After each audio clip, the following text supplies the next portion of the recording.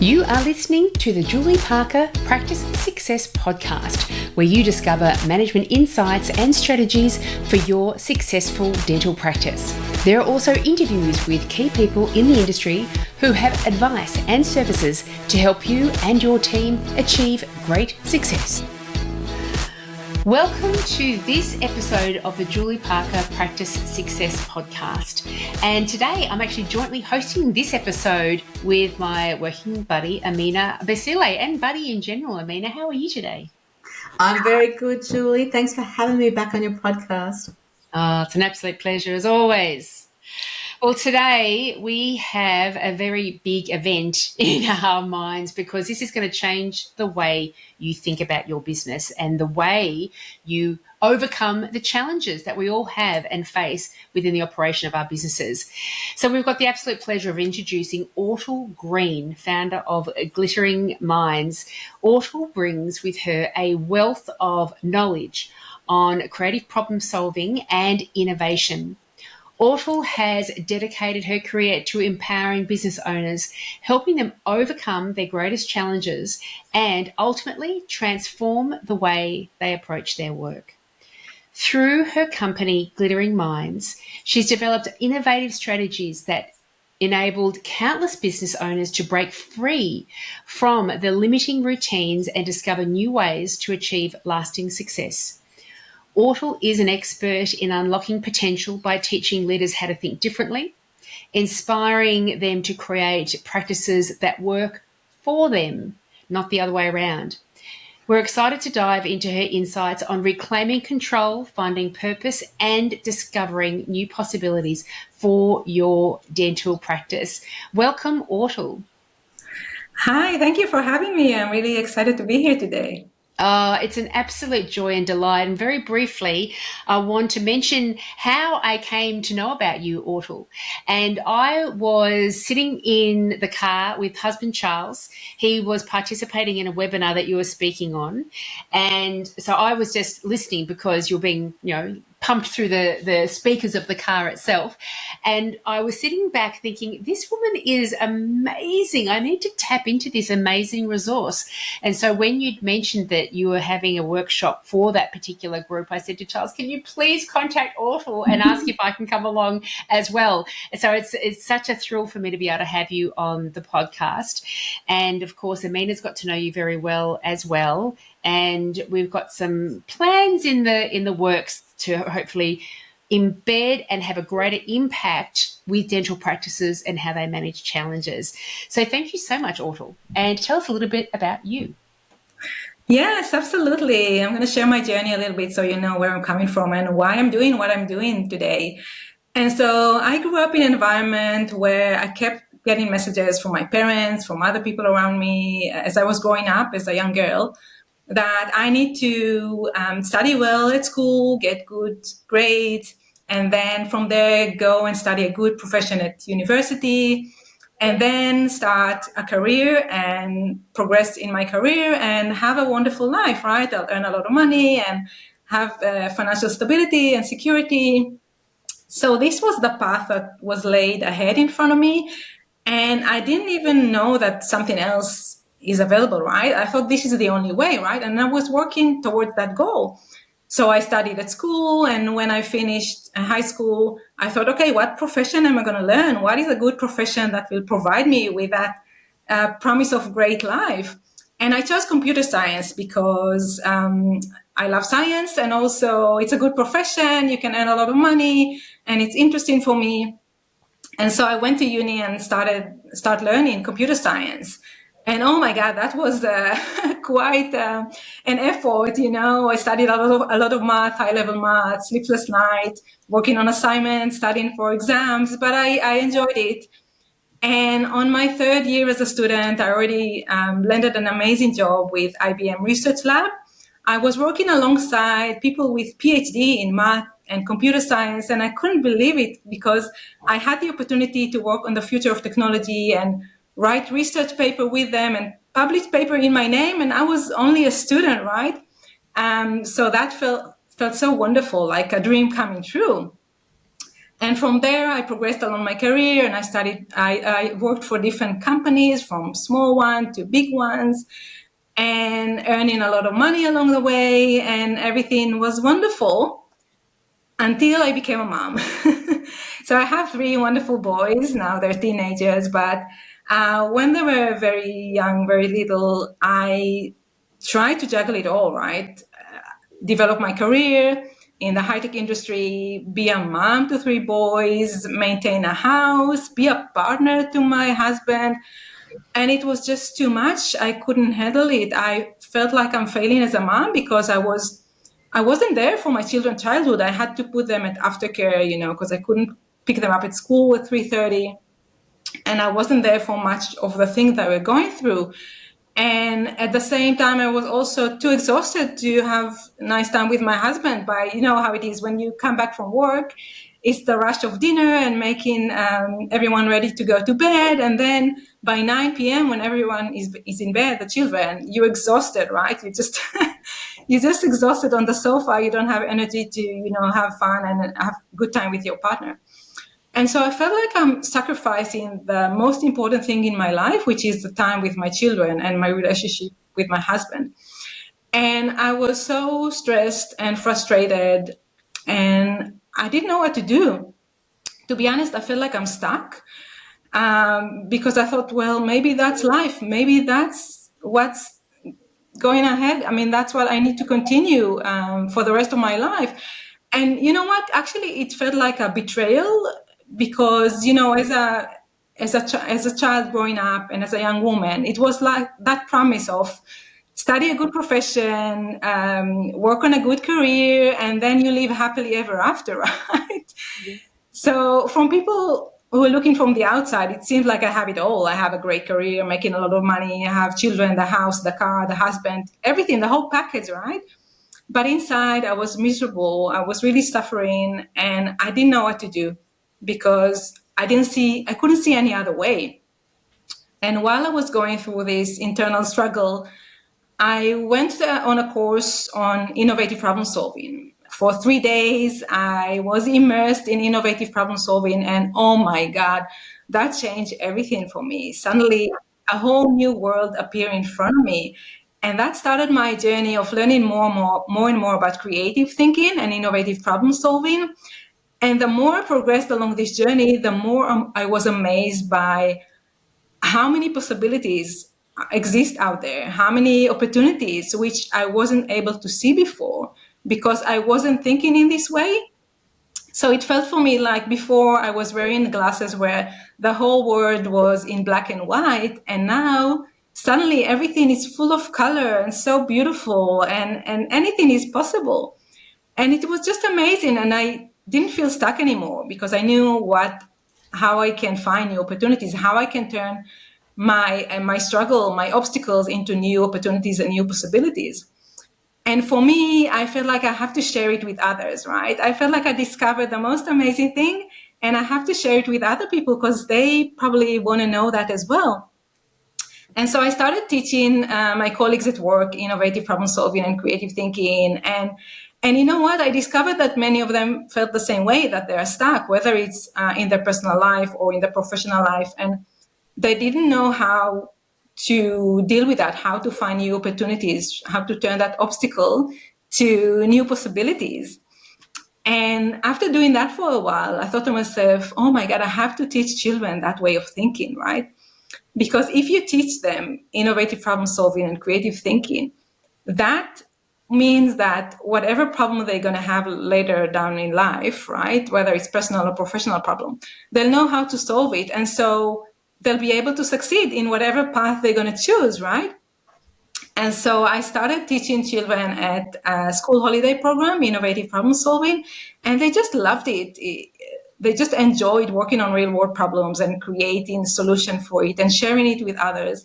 And so I thought to myself, okay, now it's time to take it to schools. So each and every child is going to enjoy learning this new way of thinking.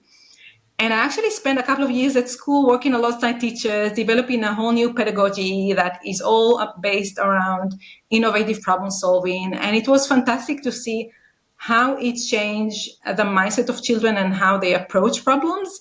Even in math, which is a subject that usually children are quite worried about trying to tackle a challenging math problem, suddenly they were confident and knew that they will find a way to solve it.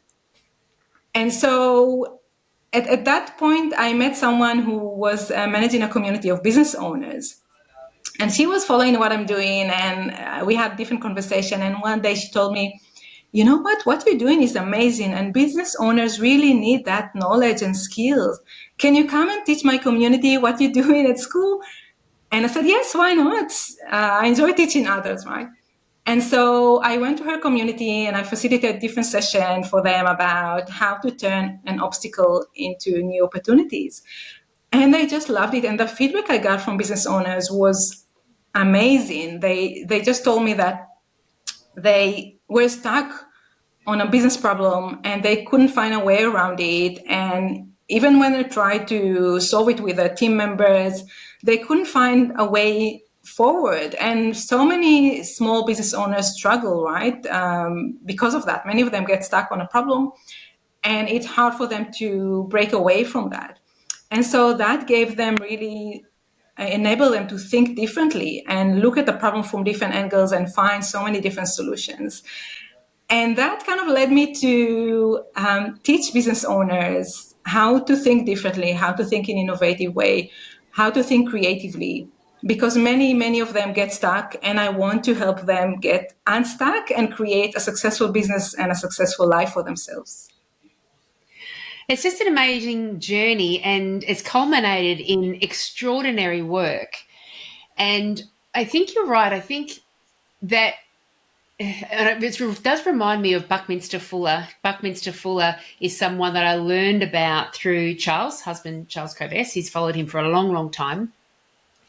And he was a brilliant man. He died in the 1980s, but he was awarded 43 or 47 honorary doctorates. So that is an example, an indication of how brilliant he was. And he is quoted as saying that we are all born geniuses, but we get de-genius, as you were talking about, Ortal, through our well-intended parents, well-intended teachers, and working places. Everything is about think this way, conform to this behaviour. And so it really does kind of get beaten out of us to a certain degree. And with Buckminster Fuller, he is a great example of somebody and what he was capable of when he tapped back into that genius zone. And tackling kids when they're young with this, how brilliant is that? Because how much baggage do we have to get over as adults before we can start to believe, actually, this could be for me too? We sometimes get really stuck, don't we, just doing what everybody else does and following to a point that we don't stop to think, is this really the best way? Yeah, and possibly dentistry is a bit like that, because when you go through dental school and all the dental courses, you have to do these fillings in this way. You do your crown preps in this way. These are the rules of dentistry. These are the rules of the mouth.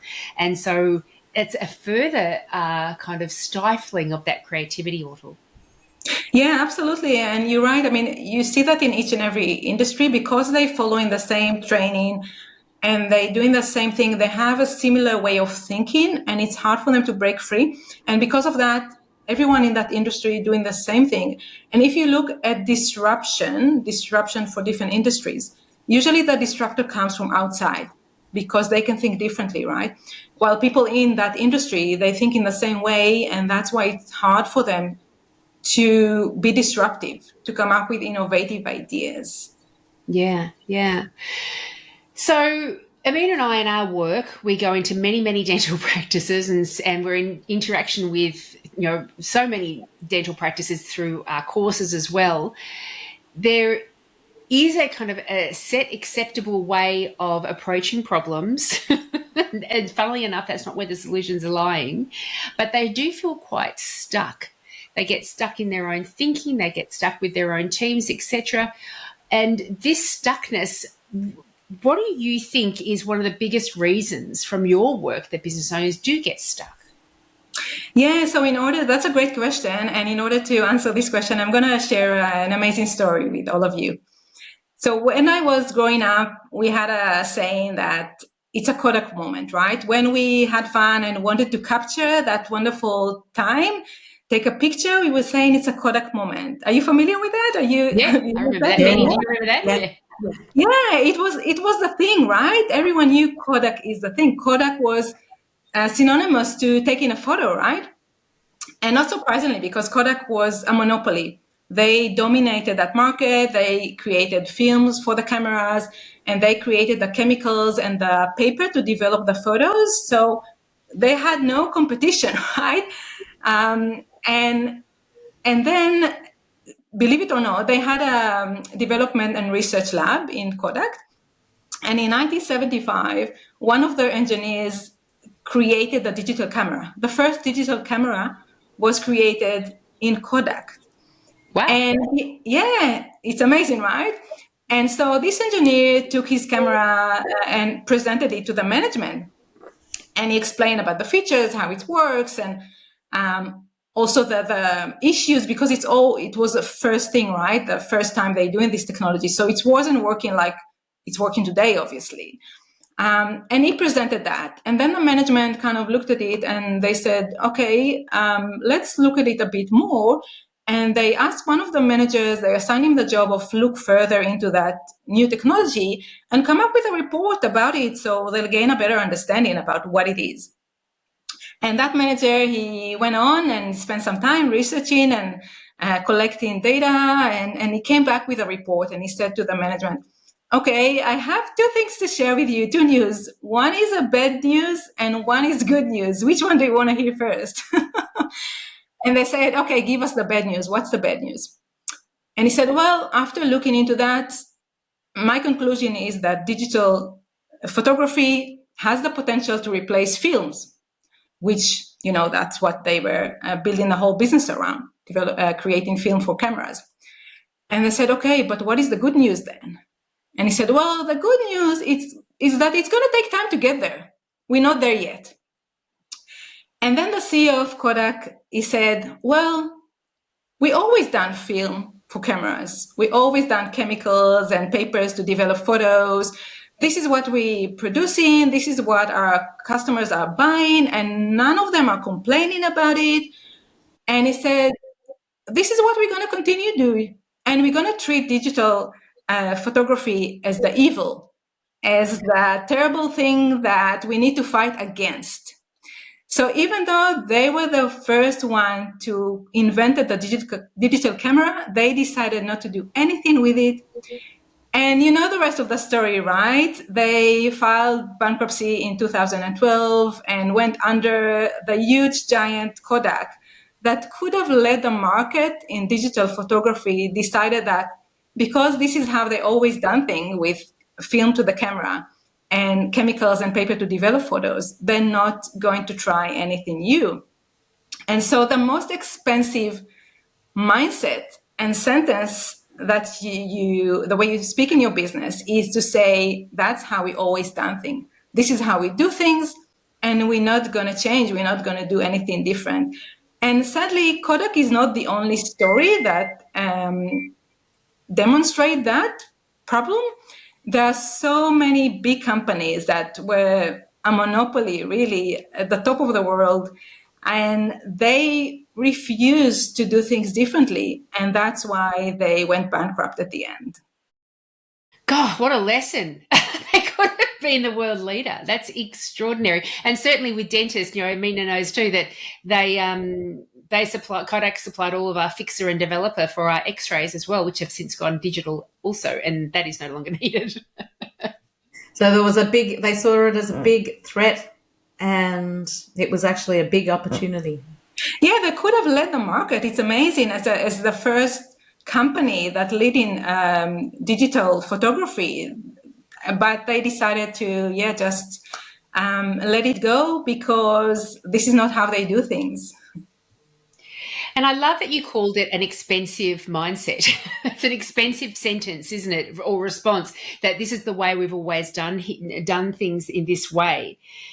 Do you have any other examples of people who have gone through great loss with that kind of mindset? Oh, so many. Another one, which the parents among you will understand very well, is Toys R Us. You know, when my children were very young, we used to take them to Toys R Us stores because they were huge, right? There's so many toys out there, and you can spend easily a couple of hours there. The children will go from one toy to the other, and you'll have a bit of a break as a parent. And so Toys R Us dominated the toys market, right? They had about 1,500 stores across the globe at the peak, and no one could compete with them. And they failed to see and understand that things are shifting and changing around them. So while they were busy in creating more and more brick and mortar stores, things have shifted. The online world has started to develop and people started to purchase things online. Amazon started back then, and Toys R Us were just saying, but we're selling our toys in stores. We are not going to do that online. And they didn't invest anything in e-commerce. And as on top of that, they missed that the consumer behavior have changed as well, because with the digital transformation, children more and more started to play with digital games and less with physical games and toys. And so they missed that whole thing completely. They just continue to operate as if the world is not changing around them. And they kept doing the same thing. This is what we do, right? We sell physical toys in physical stores, and we continue to do that. And because of that thinking, because of that mindset of this is how we do things, and ignoring that the world around them is completely shifting and changing, they went bankrupt. That huge Toys R Us that used to dominate the toys market and was a market leader went under. Just such a huge cost. And I love what you said. Keep operating as if the world's not changing around you. And just this morning, would put something up, meaning on LinkedIn, and someone had commented, I don't know if you saw it, someone had commented, yeah, this is great to think about, creating this particular environment for your teams, but what if you can't even get team members on board because recruitment's so challenging at the moment? And that's a beautiful example of it, Ortal, that the way people are recruiting, a lot of dental practices are recruiting now is exactly the same way as we recruited 10 years ago, 20 years ago, 30 years ago, acting as if the world isn't changing around us. And so, gosh, there is such an opportunity to do things differently. I feel like one of the big things that's happening in the world, or particularly in Australia, is that our parents, they saved a deposit for a home, then they purchased a home, they might have got some finance from the bank and they pay it off, in a year or two, that kind of thing. And I feel like today people are still trying to do the same thing, the same way, and then they're bogged down with this humongous debt and not living their life and stressed and busy, and the families are falling apart and all the consequences of living like that, when we could do things differently, like maybe save your deposit, invest that somewhere, live differently for a period of time so that you cut some time off having a big mortgage and all the things. We could do it differently, but we keep doing it the same way. You're right. And what's the result of that? Doing it the same way. I think that your story is an example of it, because the children of those parents that did it that way would feel this way. But I think dental practice owners feel this way too. They start getting resentful. This used to work, but now it's making me miserable. Like they get that level of resentment going through as well. So there are definitely factors that do contribute to this kind of way of thinking, aren't there, Ortal? Yeah, absolutely. And you touched on something that is so, so true. So one of the things that people, why they struggle with change the way they do things is because it was successful in the past. So they think, but it worked 5 years ago, right? It used to work and I used to get great results from doing that thing in this manner. So I just continue doing that. So the fact that it was successful in the past kind of is a hurdle now to do things differently. And even though it's not working today, you still think, but it used to work, and you still try to do that. And another thing is that it's a natural tendency of human beings to stick with the familiar and the known rather than doing something different and getting into that uncertainty of trying a different approach, which you don't know how it's going to work, right? You experiment and you're testing. So for many people, it's scary. It feels scary to step into that unknown, unfamiliar, uncertain area. But that's the only way to grow. That's the only way to grow your business and to adapt it to the new reality, to the new world that is shifting around you. Yeah, yeah. Gosh, and I've got here conserve energy. So it some of our decision making has become, and it makes me think about it when you say this has always worked in the past. So why do I need to go to additional effort to find new ways of doing things? Because that's also how we're wired, isn't it? We are wired in such a way to make as few decisions as possible and put everything into the default. So we've got this constant conservation of energy in case we need it for anything in the future. But it does also bring about that thought of, doing the same thing over and over again, expecting a different result. And the environment, the factors that have gone into these sort of situations, many of these sort of situations has changed. And if we want to have an indication of how dental practices used to function decades and decades ago as opposed to now, there's been wild changes involved. I mean, the level of competition, the demands of team members. We've now got everything's digital, everything's scannable, everything now AI is coming into it as well. A lot of different changes have been happening. We just can't simply keep going down the same route over and over again. What other things do go into making us stay in this kind of stuck space? Yeah, so one big thing is the fear of failure. So, and that's also embedded in us from school. It's because, at school we get punished for failing, right? For not doing something right. And so we develop a huge fear of failure, and that prevents us from trying new things. So this is a really, really big one that you need to change your mindset and understand that failure is the only path to success. If you're really going to study successful people, successful companies, Elon Musk, Netflix, all of these companies, you learn that they failed so much before they succeed.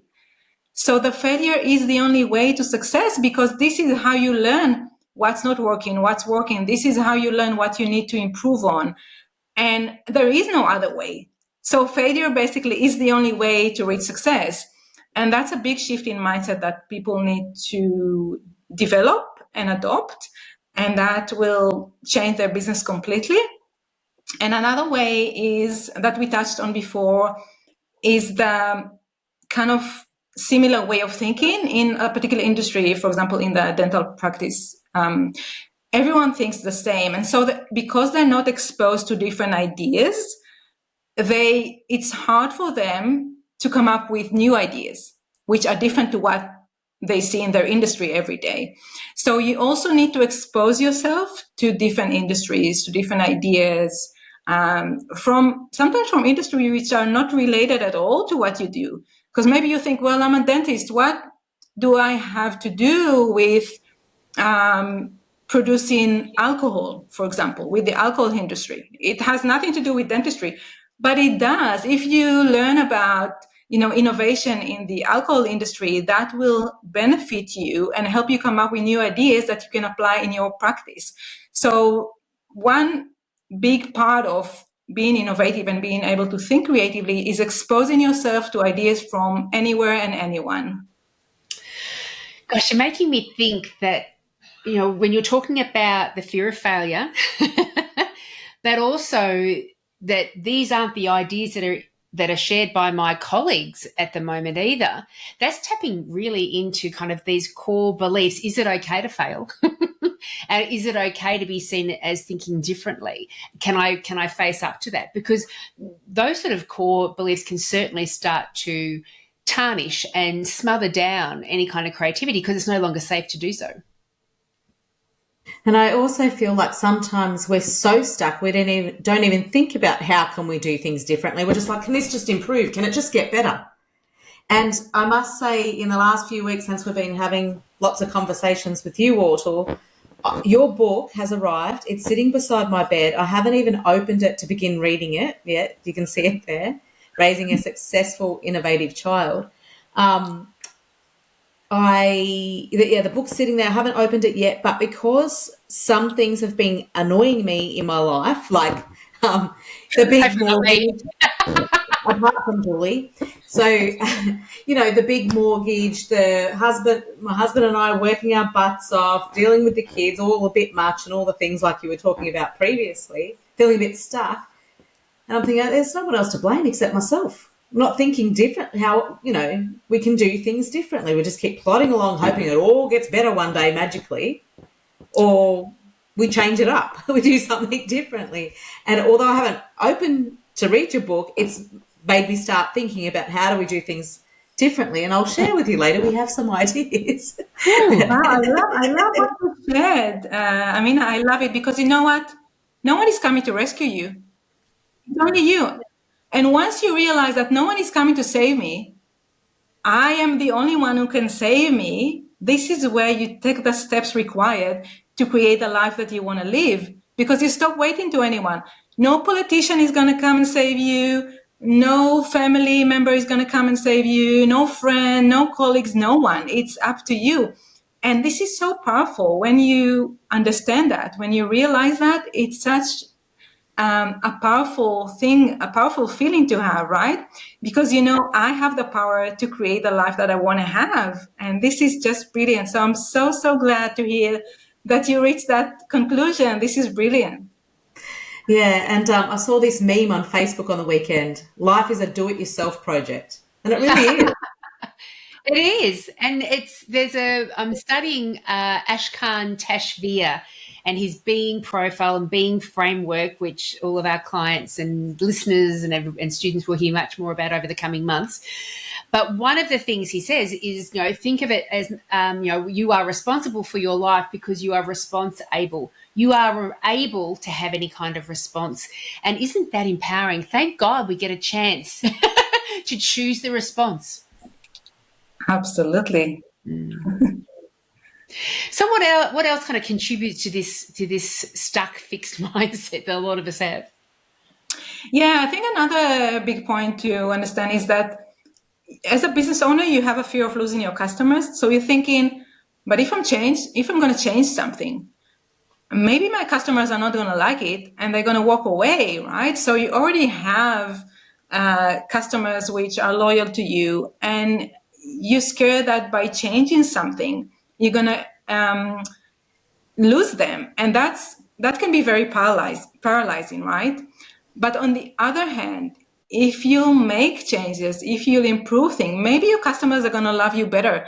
And maybe they're going to become your biggest fan and your raving fan that I'm going to tell others, you have to come to this dentist, right? To my dentist, you have to come as well because they're so amazing. They're doing this and that, and no other dentist is doing that, right? How amazing is that? And for example, I heard a story from someone about a dentist, which I have to share because it blew my mind. It was so amazing. He told me that his dentist is actually, as a hobby, he's part of a rock band. And so whenever he goes to the dentist for treatment, when he's lying on the chair, the dentist is singing to him, right? And that's kind of the highlight of his day. He's looking forward to go to the dentist and to get that performance from his dentist, right? And so that's such a unique way to treat your customers. That's such a differentiation point that makes you so special that person became his raving fan. He speak about it with everyone. He say, I have the best dentist. You should go and see him. That's fantastic. I love that. And because that could be tied in as well as if I do things differently, maybe my existing team members, my existing employees won't feel comfortable with that too. But likewise, they may feel wildly more comfortable and all of a sudden you become more an employer of choice, just like with the patients, you're going to become a dentist of choice. It's very difficult for dental practices out there to differentiate themselves from other competition in terms of attracting great patients, but also attracting great employees as well.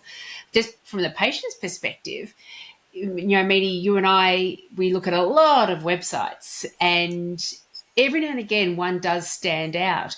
But when you're talking about the kind of experience that you offer to patients on a consistent basis, generally everyone is sitting at a very acceptable, professional, friendly level, but it's difficult to stand out from the crowd. But part of your work can really help these dental practices understand how to stand out from that crowd. Absolutely. And I think every business has to find that unique differentiator, and you can definitely find it. It's a matter of, like we said before, thinking differently, right? And looking at things from different angles and losing that fear of trying something new. Because often when we think about trying something new, we go to what can go wrong, we start to imagine everything that can go wrong. But what if we flip it and think about what can go great, right? If I'm doing that, oh my God, this can be so amazing. My customers are gonna love me and they gonna talk about me with their family members and friends, and my employees are gonna love coming to the practice every day. They're gonna enjoy working here. So instead of thinking about the worst that can happen, we need to flip that script and think about what's the great things that can happen if I'm going to do things differently and try new things. That's it. And there would be a lot of dentists out there and dental team members that may know who I'm talking about because he's of my era. But there's going to be younger ones that don't have any idea who I'm talking about. But Dr. Patty Lund is a tremendous example of what happens when you can start thinking differently in the kind of outcomes that you can achieve. So Paddy Lund was a dentist in, I'm sure he's retired by now, but in Queensland. And he was in that grind. He was he was finding it very Groundhog Day, unfulfilling, thinking about abandoning it. But then recognized, well, I wonder what it would take for me to be truly, truly happy being a dentist. And so he designed what that would look like, and he went forward, and regardless of what people were going to think in his own profession, his colleagues, regardless of what his patients were going to think, he started making these dramatic changes. One of the first things he did was determine all the list of patients that he loved treating, and everyone else, he said, go find another dentist in the most polite way. I won't be your dentist anymore. And so then he stopped advertising. He stopped all marketing. He took away all the signage from the front of his building because it became a invitation only dental practice. The door was even locked. So if you couldn't even get in there.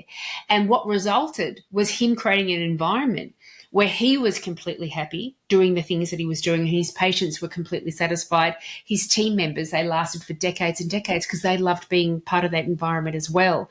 And so it's a lovely example of if he had just continued to conform, what would his life have looked like? What, just being a sad dentist for the rest of his life? And I can see how accountants, dentists, lawyers, doctors can fall into this trap. There has been expectation on me from my family, and then from my university, then from my colleagues.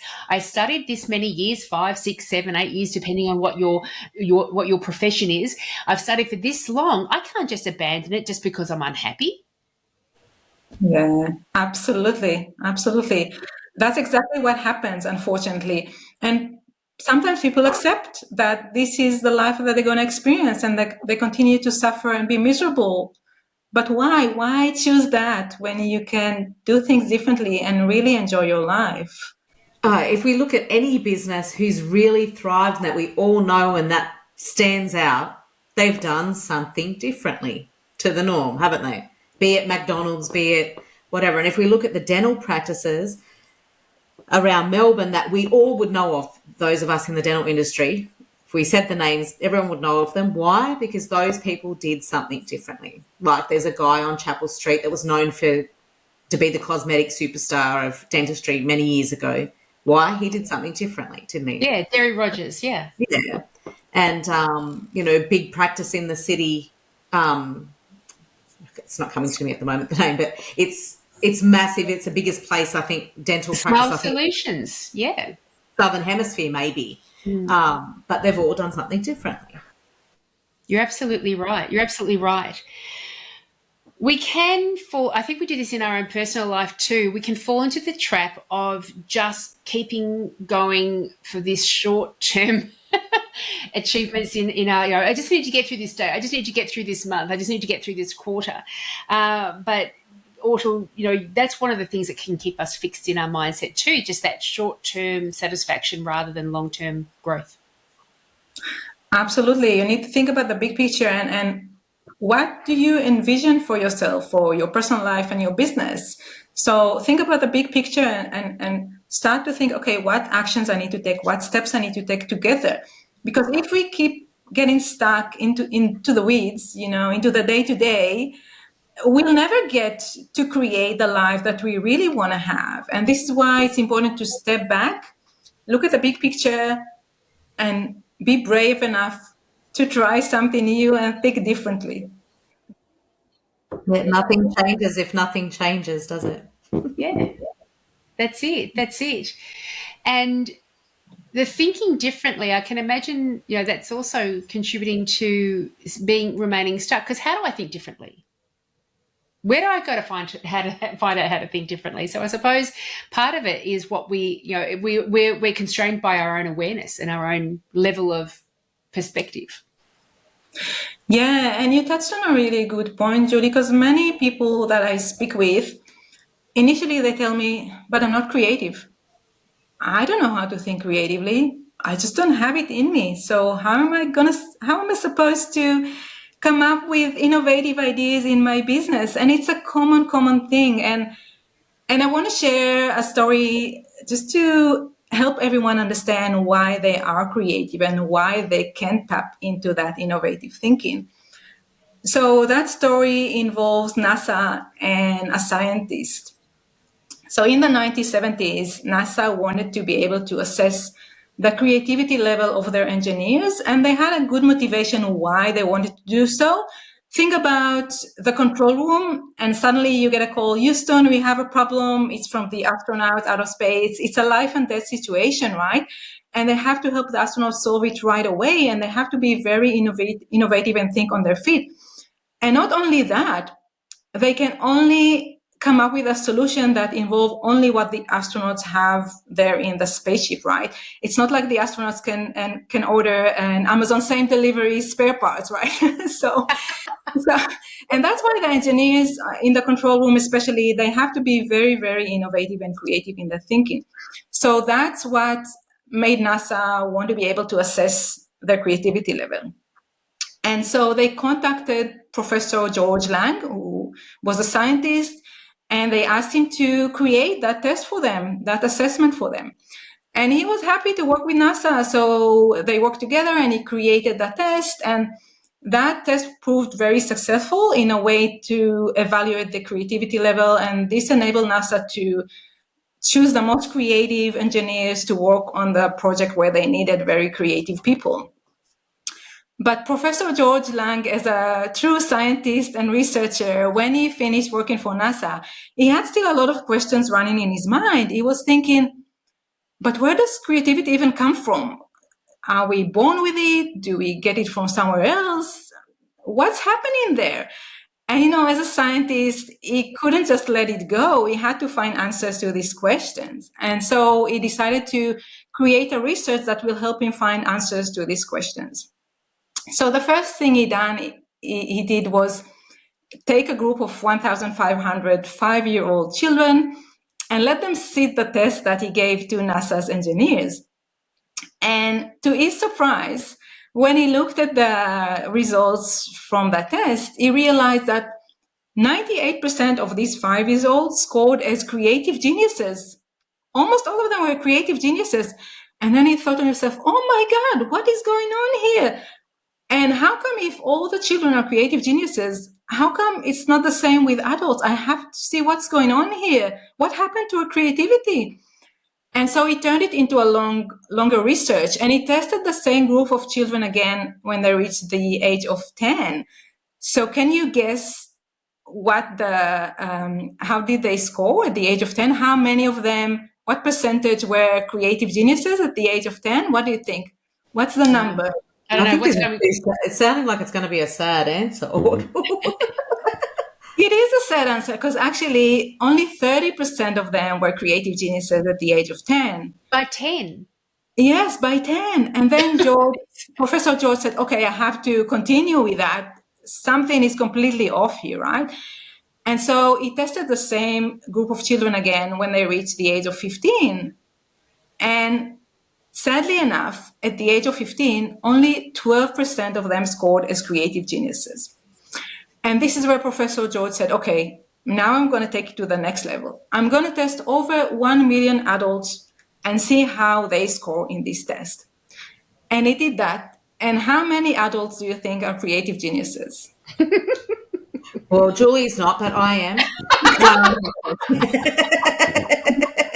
Julie's So, very creative, actually.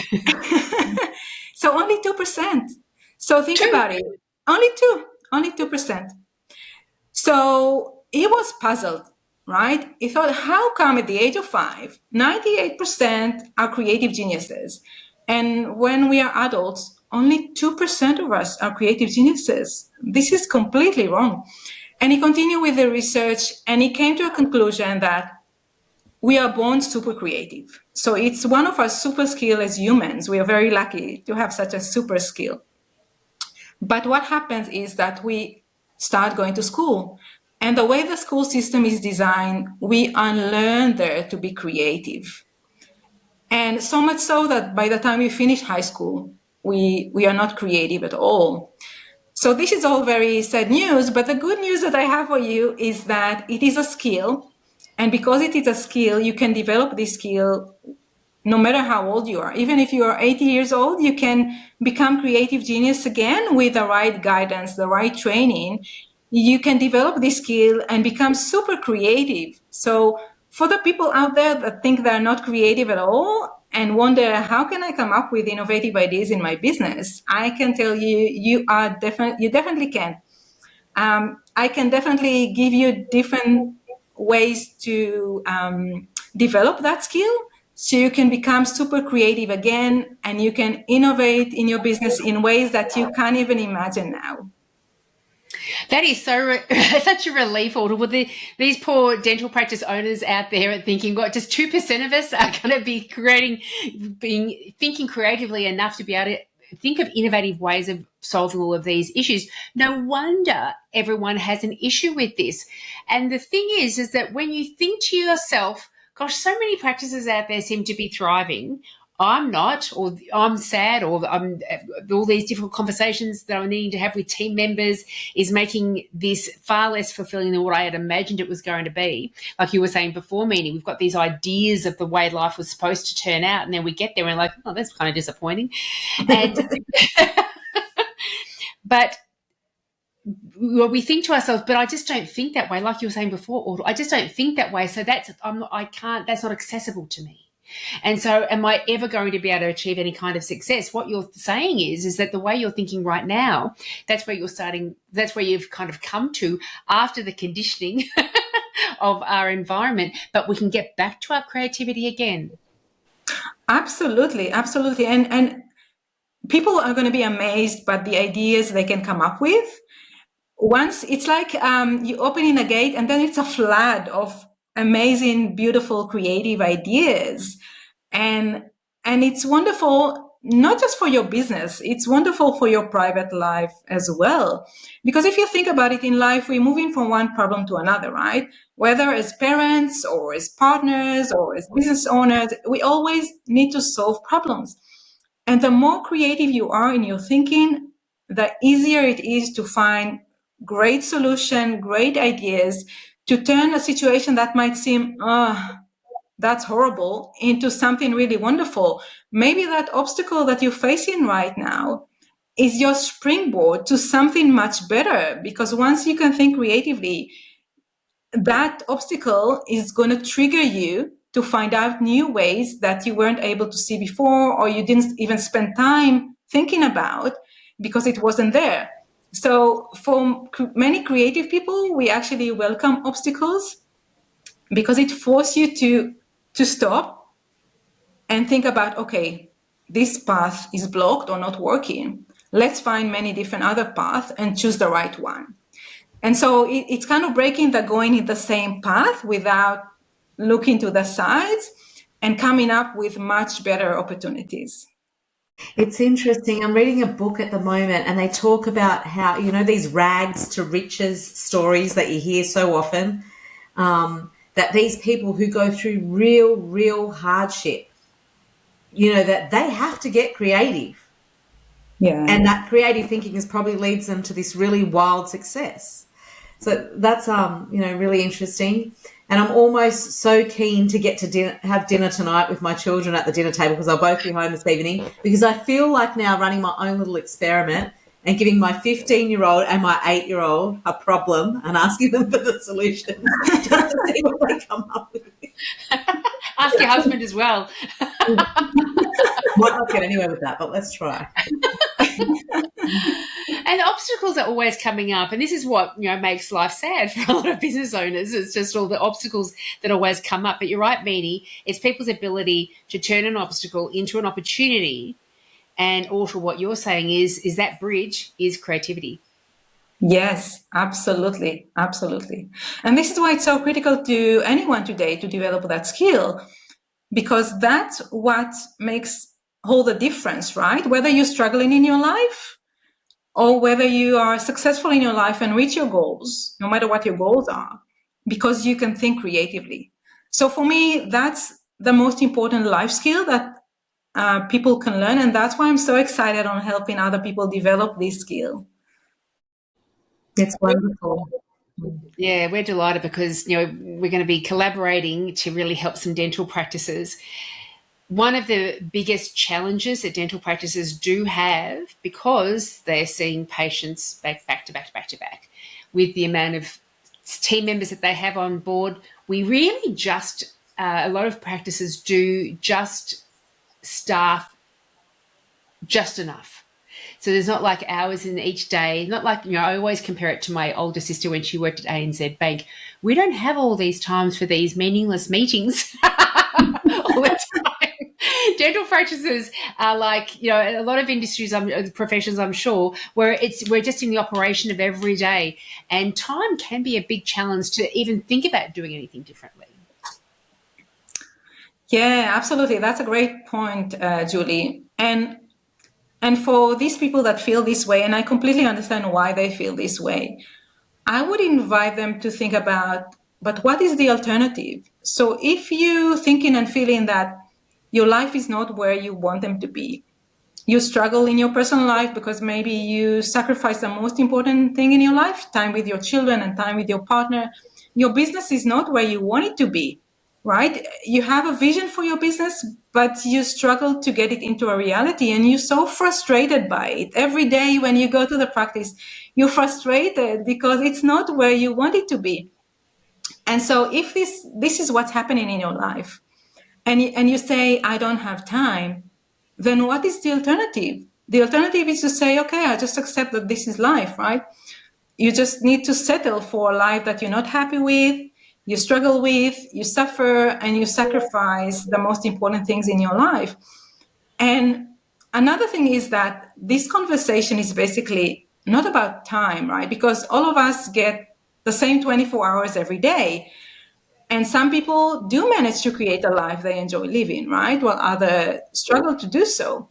And so it's not really a conversation about time. I think it's more of a conversation about priorities. What are your priorities? Where do you spend the time? And are you mindful on where you spend your time, right? Because whenever you say yes to something, you say no to other things. For example, many people, and I have friends like that, who can scroll aimlessly on Facebook for 2 hours in a row, right? So when you say yes to scrolling aimlessly, mindlessly on Facebook or any social media, what are you saying no to? You say no to spending time with your kids. You say no to spending time with your partner. You say no to work on your business. You say no to upskilling yourself. You say no to so many things. So when you say yes to something, do you take into account what you say no to? And I'm not saying there is no value in doing other things. For example, if I'm deciding to watch a movie, let's say I want to watch a sci-fi movie, which is 2 hours long, right? There is benefit in entertaining ourselves, right? We all need that. We all need these breaks from time to time. But I'm very well aware that when I'm saying yes to watching this movie, I'm saying no to many other things. And so most of the time, I won't say yes to watching a movie or doing things like that because my priorities are elsewhere, right? I prefer to say yes to my family, to my business, to upskilling myself. So I encourage people to think about looking at it differently at the 24 hours they have and looking at their priorities and thinking about what are they saying yes to and what are they saying no to, and whether they want to change that. Gosh, it's such a thing. I don't want to seem too harsh here. But if I could make the example be around personal fitness. So fitness is a classic thing where people don't have time to do it. I'm a mother, or I've got a business, or I've got many responsibilities. I've got parents in aged care. I've got all these things going on. And so I don't have time, for example, to go to the gym. And so I'm not going to go to the gym. But really, at its core basic, what you are doing is, as you say, you're prioritizing everything else. You're not putting a priority on fitness. And so in essence, what you are doing every day when you wake up, not going to gym, you are choosing not to improve your health. And that is a choice. And Ameena, this is what you were talking about before, and also you built out on as well. It is just so crucial to recognize the responsibility that we have in our life, because I can see dentists out there thinking to themselves, I have no time to investigate ways of improving this. But if they say to themselves, therefore, I am choosing this low level of fulfillment from my career, I'm choosing it. Sometimes that harsh reality is enough to kind of, a bit of a pattern interrupt for us and go, am I crazy to choose this? I'm not choosing this. Well, if you're not doing anything about it, you are choosing it. And so I think that then links straight away to that next one, but I don't know how to do anything different in any way. And so this is where your work is just so powerful in my mind. I just thought I'd mention all of that. Well, I think the time and energy that we spend, and I know because I'm guilty of it, probably all of us have at some point, being bogged down or sort of whinging about the current situation and not finding a solution to it because I don't have time. It's easier just to keep doing the daily grind, or we think it is in the short term, is actually taking up so much more time, energy, sometimes money and other resources, be it your health because you're stressed. It's taking a toll on so many other things and sometimes it might only take an hour or two of brainstorming to break the cycle. That's true. That's absolutely true. The other issue that I can imagine that dentists are out there, dental practice owners out there are thinking, yeah, that all sounds great, but and many, you and I get this every now and again. I'd love to get my team member to do your courses, but not with my current team. I'd love to get you to come out and do some work with our team, with a workshop or a program, but not with this current team. This current team, for whatever reason, I think I'll wait for a better version of a team to be on board before I start making positive change. Ortal, this can be quite a challenge. Yeah, and it's an interesting mindset to get stuck in, because what you're basically saying when you say or think this way, you're basically giving up on your team, right?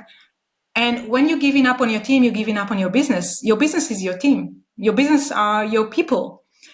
And, as a business owner, you have to invest in your people. You have to upskill them. You have to love them. You have to, it's in a way similar to a parent and a child, right? Because we invest a lot in our children. We invest a lot of time and love and effort and attention. And we do try to understand them and speak in their language and do it in a way that is suitable for what they need in order to grow. And so it's the same way with your team. And if you say not with this team, you're basically giving up on your team and on your business. And the best approach, if you want to create the business that you envision, is to first invest in your team. Upskill them, train them, understand them, get close to them, get to know them, get to understand what are they thinking and feeling, what do they want out of their job, what are they looking in this job? Because people usually not there just for the money, they want other things, right? And they want the recognition, and they want to feel that they're contributing, and they want to feel that they are important, and that being there, by the fact that they are there, they're making a difference. Do you let them feel this way? Do you let them give them the opportunities to really contribute and bring themselves to the business and have the impact that they can have on your business. So they'll feel great about themselves, right? They feel, actually, I'm doing something really good here. I'm part of the team that creates this wonderful business. So I would start there. And otherwise, if you continue to think like that, it's just, going down the hill, right? If you believe that your team is not the right team, then why are they there? Yeah. And if you change the environment, it's a natural order that the team will change their responses and behavior to the new and changing environment. If it's changing the environment for the worse, you'll get a bad change. If you can change it for the better, you'll get an improvement. But I love your parent-child frame as an example, because can you imagine if you're like, oh, I've got 3 kids and none of them do any chores, they're getting disrespectful, they're not going well at school, but when I have my next 3 children, then I'll put a different environment in place to get better results. But these ones, they're a lost cause. Doesn't quite work. And I think, just that perspective of, training ourselves for continual and never-ending improvement, that's always going to go on. We're going to get the best results of ourselves if we're on that journey. I feel like it's part of our responsibility, both moral and from a professional perspective, to always provide additional training opportunities for our existing staff too.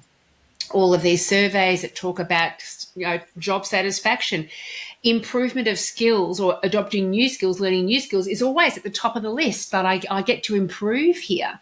And so if you want to fall back on proven statistics and studies and human behavior, then provide opportunities for your staff to get better, and you will improve their performance, their impact, but also you, again, we were talking before, start becoming an employer of choice as well.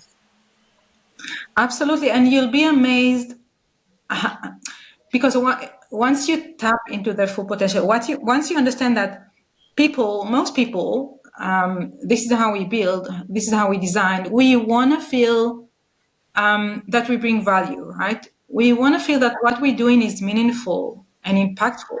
So once you give them an environment that enables them to see that and to feel that, hey, I'm making a difference, I'm really important, they'll do even more, right? They'll have more motivation to do even more. And so you'll get so much more out of your team members once you help them contribute, right? And help them reach their full potential. It's like a cycle that keeps feeding itself and growing, because you'll see that the more people get that positive feedback loop from their action, they'll do more of that. So it's that kind of the positive reinforcement. If we talked about parents and child before, we're doing that as parents, right? Positive reinforcement. It's the same with your employees, with your team members. Give them that positive reinforcement and see how they do it more and more. And I love that you say, get to know your team members, get closer to them. I've been doing some work around Richard Barrett, not Barnett, Barrett, yes, Richard Barrett. I met somebody last week that told me about him. I'm loving immersing myself in his work, and he's quite famous apparently. I didn't hear about him. I haven't heard of him. But he does a lot around culture and teams, and even has assisted a couple of countries in shifting the culture of their people as well. But what he talks about with what you were mentioning before, Ortal, we want to be able to contribute. We want to be able to make an impact. And he says, depending on the people within your team and their age, when we're in our 20s, for example, we want to really be able to master the skills that we have. And then we get to the next phase of life, into our 30s, and we want to have a stronger impact on the people around us. And it goes all the way through to then having an impact on humanity. When you reach 60, you're looking for more humanity rather than just the people around you. And it's been my experience when I kind of fell into dentistry, the dental profession, like Ameena did as a dental nurse back in our late teens. You fall into it, you're not sure of the things that make you happy and satisfied and feel like you're contributing and all the things. You don't realise where the fulfilment lies. It's through the actions of that fulfilment, the being extra careful with the patients, being extra helpful with your team members, those sort of things where you do it and then you get that feeling of satisfaction. You're like, that makes me feel good. And so when we do have a team that we're creating this particular environment for, that we shift that environment to be one that is conducive to feeling those stronger senses of contribution, impact, and fulfillment, only then will your team members be able to experience and then be in that loop, that cycle you were talking about. It's just so important to create that environment for that growth. Absolutely. Absolutely. And it will make a huge difference in your business. So, Meenie, how delighted are we that Ortal has agreed to do some deeper work with dental practices out there? What have we been talking about, Ortal? What kind of work can you, because this is a stepping stone. I'm sure with this podcast, a lot of people will be inquiring and inquisitive about the fact, I think I'm in the 98% that's lost my creativity and I need to jump into that 2%. So you're going to be able to help teams and dental practice owners to be able to go down this path. Yeah, so actually, we are coming together and to create something really wonderful and unique for dental practices, because we really want to help them create the business and the life they want to have. And so there is a very special opportunity now to participate in a hands-on masterclass where I'll take you through the 3-step blueprint that will enable you to turn any obstacle in your business into great opportunities and new possibilities. And it's a 2 hours virtual workshop. And during that workshop, you're actually going to work on your business. So it's not a session where you're just there to listen. You're there to work on your business and to find innovative ideas, innovative solution for your business challenges. So you're going to come out of that session with so many wonderful new ideas that you weren't able to see before. And the feedback that I get from business owners that going through that hands-on masterclass, it's the same transformation that I've been through, because they get into the session wearing glasses where they see the world in black and white. And when they finish that hands-on masterclass, they tell me, oh my God, the world looks differently. I suddenly see everything in colors. There's so many beautiful opportunities and possibilities that I wasn't able to see before. So this is going to be very transformative for your business. And because we know how important it is to bring your team along, like we discussed now, there is a very, very special bonus for dental practices only. Actually, we never had offered that before. And so you can bring along with you as many team members as you want for that session without any additional cost. I should mention the cost for that 2-hour session is $375, and there is an early bird offer where it's only $275 for this amazing session, and you can bring as many team members as you want with you without any extra cost. And we're gonna run it on the 4th of December at 1 p.m. ADT, and I think that's a great opportunity for business owners that want to set them up for success for next year. Now is the best time to rethink your business, come up with innovative ideas, think about how you can solve your challenges. So once you get to 2025, you hit the ground running. And actually, we deliberately chose that date because we know that during Christmas time, everyone is slowing down and you have time to reflect and think. So what we're going to give you during that session, we're going to give you a lot of things to think about during that break where you have downtime and you're not stuck in the day-to-day operation of your business. So when you get to January, you can just run with all these wonderful new ideas. And we do have limited spots available, don't we? Yes, there are only 30 spots, and this masterclass is filling up so fast every time I facilitate it. So if you're the kind of person who wants to turn your vision into a reality, who wants to create the life you want to have for yourself, then hurry up. You don't want to miss that opportunity. This isn't just practice changing, it's life changing. It really is. And wonderfully, when Charles did reach out to you and ask whether I could be part of that workshop, even though I wasn't part of that webinar that you were conducting, and you wonderfully said yes, uh, that workshop was transformative. And we sometimes think, oh, it will take me months and months to kind of get these concepts and start getting the benefit. I was scribbling down ideas like crazy. My brain was going into spaces that I hadn't thought before. And, then obviously that is the reason why I'm like, Ortal needs to be able to speak to dental practice owners out there.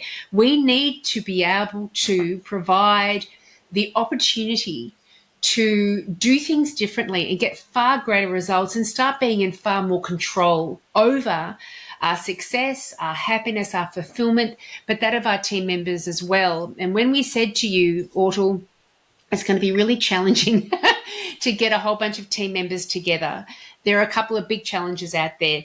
Challenge number one is that the way the awards and HR is at the moment, the minute someone does anything outside of working hours, it's all of a sudden all these penalty rates on top of it.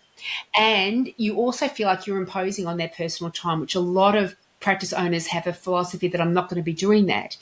And so that was one challenge. We needed to get it done within working hours itself if that wasn't going to be the challenge. And of course, then the next challenge is that whenever, some practices have no problems at all of closing off their books for a couple of hours to get team training done. Others are like, no, that's our bread and butter. We don't make rent. We don't make wages if we don't make sure we're seeing patients all the way through that time.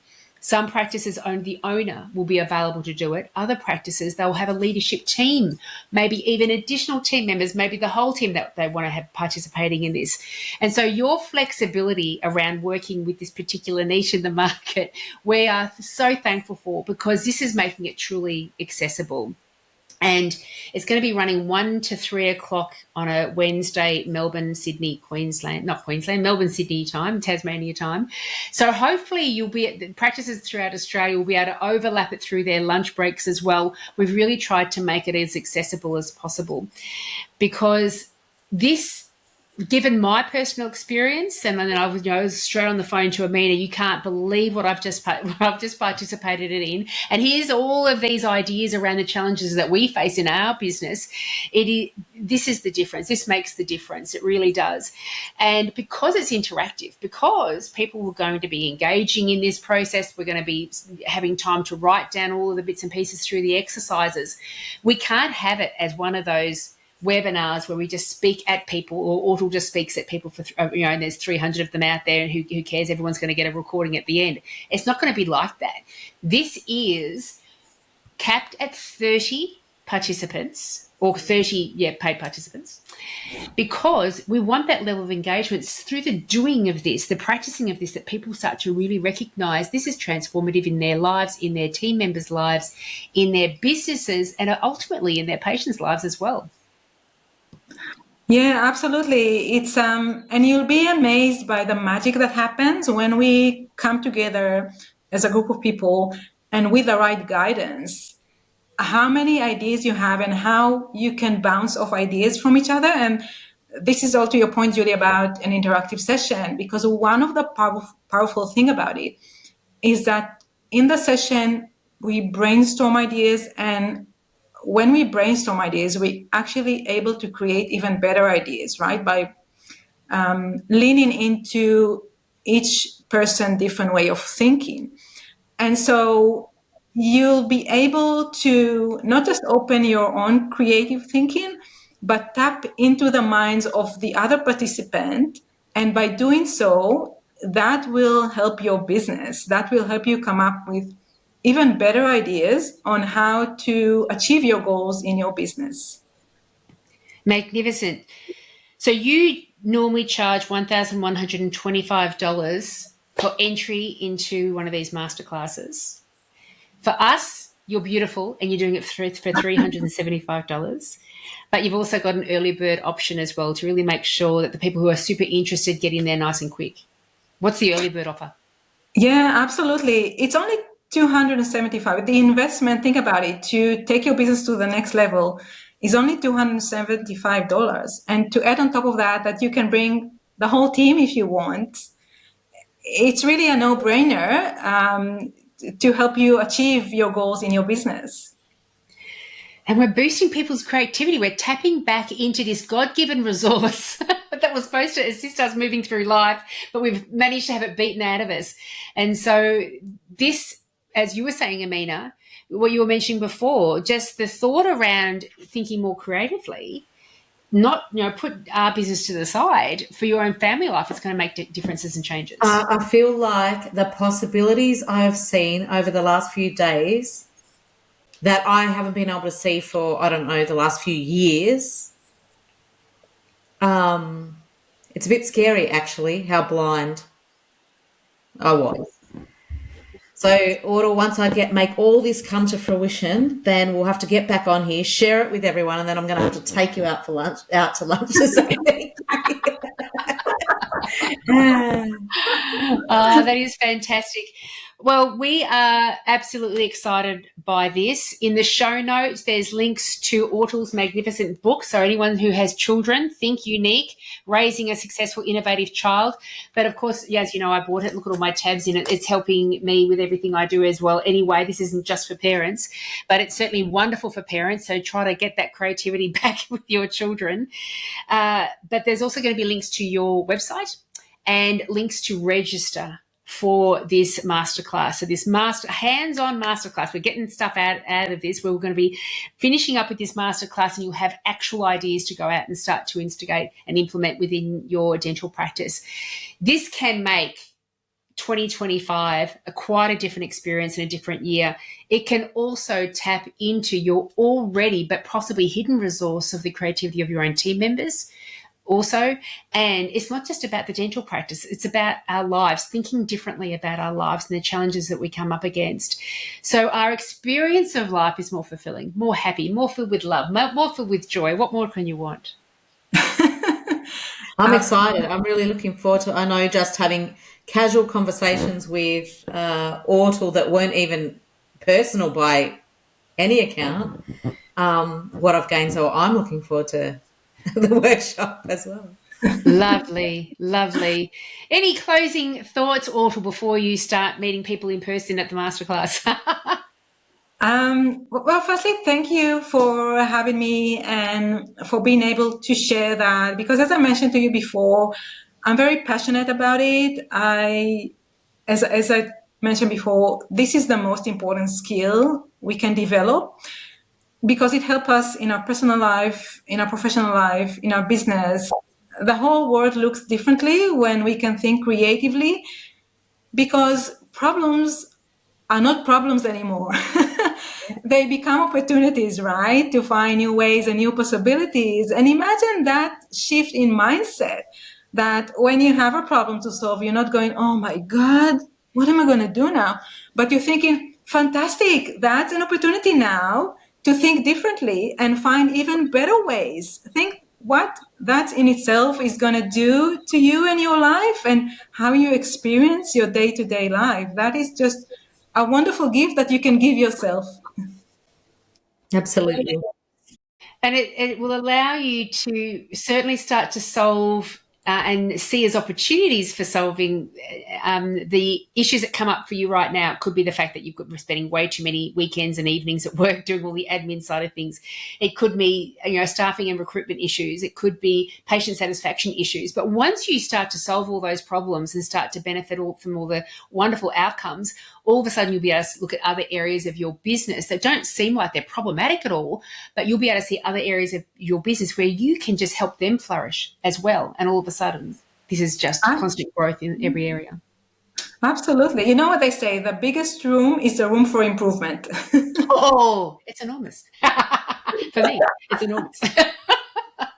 Well, thank you, Ortal. It's been so delightful. This is going to be a magnificently impactful hands-on masterclass.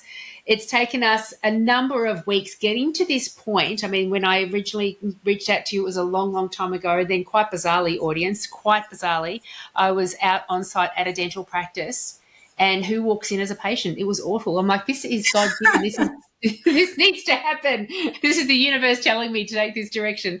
And so we're totally delighted. And so we're looking forward to it. So if you are interested, audience members out there, jump on straight away. Make sure you get in for the early bird at $275, a saving of $100. But these tickets normally go for over $1,000 each. So jump in straight away, and we have to cap it at 30. Otherwise, it will become a chaotic day. We want to make it very manageable and impactful for everybody. We want you to drag as much value out of it as possible. So thank you, Ortal. Thanks, Meenie, for joining me as well. But thank you, Ortal, so much. Thank you for having me. It was a wonderful conversation. Yeah, thank you. If you enjoyed this podcast, then I encourage you to head over to Ameena and my website, dentalbusinessmastery.com.au. You will find all the information that you need if you would like to gain our assistance in helping you and your team achieve great success. If you would like to find out more, you can also email us directly at info@dentalbusinessmastery.com.au. Thanks so much for listening.